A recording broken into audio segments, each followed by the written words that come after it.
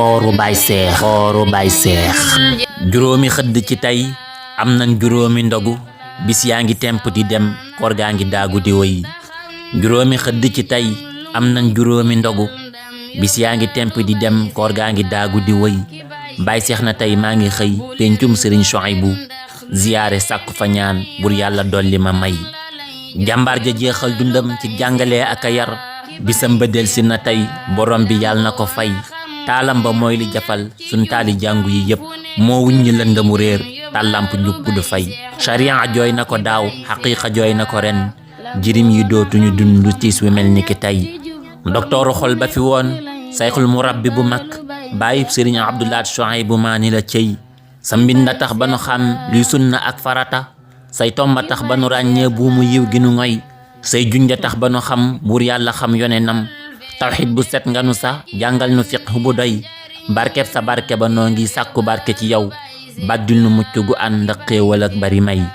barkeb sa sell ga ñaan nan buur bi sellalu xol ak selli jëf selli wax ak selli yéene ba tey barkeb sa maandu ga yal nan maandu lépp lu bon fun aw na aw fa ca des bu ndégg lor wala ay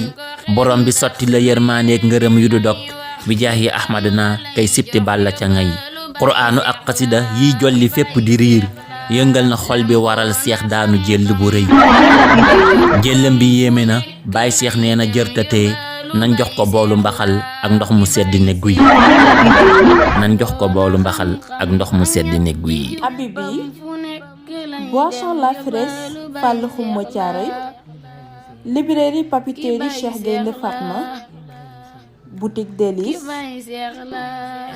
librairie Xidma Xawdu Business Company Der Épices Fari Industrie mi leen baaxee seen boisson pëns ak ndoxu waalo